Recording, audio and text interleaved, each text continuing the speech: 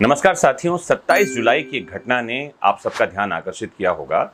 हुआ ये कि भोपाल में सब इंस्पेक्टर पद पर काम कर रहे एक व्यक्ति ने अपने ही टीआई को गोली मार दी।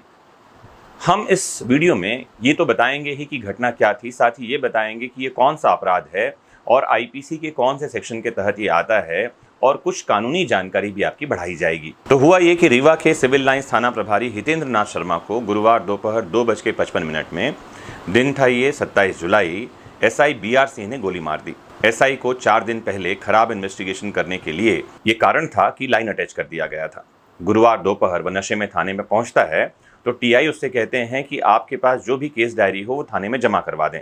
इस पर बौखलाते हुए एसआई ने कहा कि तुम्हारी वजह से ही मुझे लाइन अटैच किया गया था। इसी पर दोनों की बहस शुरू होती है और एसआई टीआई को पकड़कर सरकारी पिस्टल से गोली चला देते हैं। गोली कॉलर बोन के नीचे लगती है।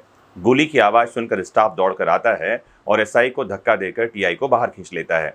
गुस्से में एसआई कमरे में ही 3-4 फायर करते हैं। तो ये जो घटना है ये कई सारे समाचार पत्रों में प्रमुखता से छपी।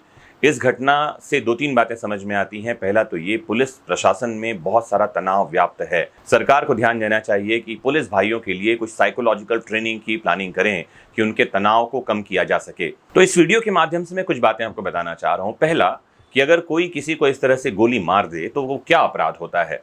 तो इसे कहा जाता है हत्या का प्रयत्न, इसे कहते हैं अटेम्प्ट टू मर्डर। सेक्शन 307 में ये जाता है। लेकिन मैं आपको साथ में ये भी समझा दूं कि अगर किसी व्यक्ति ने नशे में कोई काम किया है, इसे हिंदी में कहते हैं मत्तता, एक शब्द है लीगल टर्मिनोलॉजी में, और लॉ की भाषा में इसे कहा जाता है इंग्लिश में इंटॉक्सिकेशन। तो अगर कोई नशे में कोई काम करता है तो आपकी जानकारी के लिए बता दूं, उसे माफी भी मिल सकती है। लेकिन माफी कौन से नशे में मिलती है? तो नशे 2 तरह के होते हैं। एक होता है वॉलंटरी यानी ऐच्छिक, और एक होता है इनवॉलंटरी यानी कि अनैच्छिक। वॉलंटरी इंटॉक्सिकेशन का मतलब है कि किसी व्यक्ति ने जानबूझकर नशा किया और नशा करने के बाद कोई अपराध किया, इसको कोई बचाव नहीं माना जाता।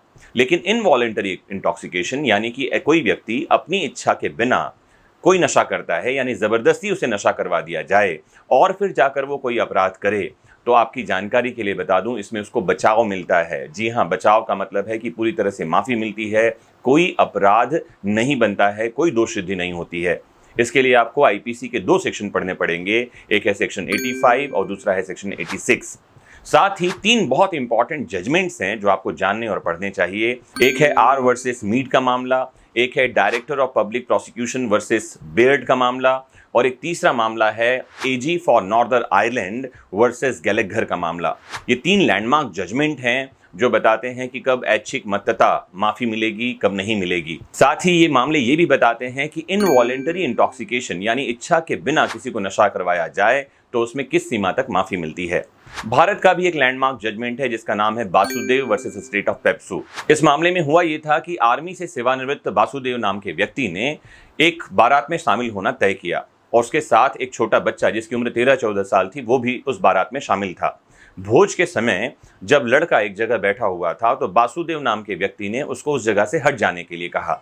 उस लड़के ने हटने से मना कर दिया। बासुदेव, जो कि बहुत नशे में था, उसने उस लड़के को गोली मार दी।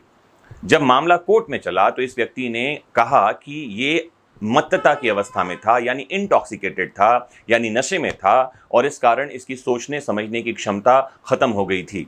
कोर्ट ने क्या कहा बताऊं आपको? कोर्ट ने कहा कि वो ऐच्छिक मत्तता थी। ऐच्छिक का मतलब वो खुद से जानबूझकर नशे में था, और क्योंकि नशा उसने किया था इसीलिए उसे माफी नहीं मिलेगी।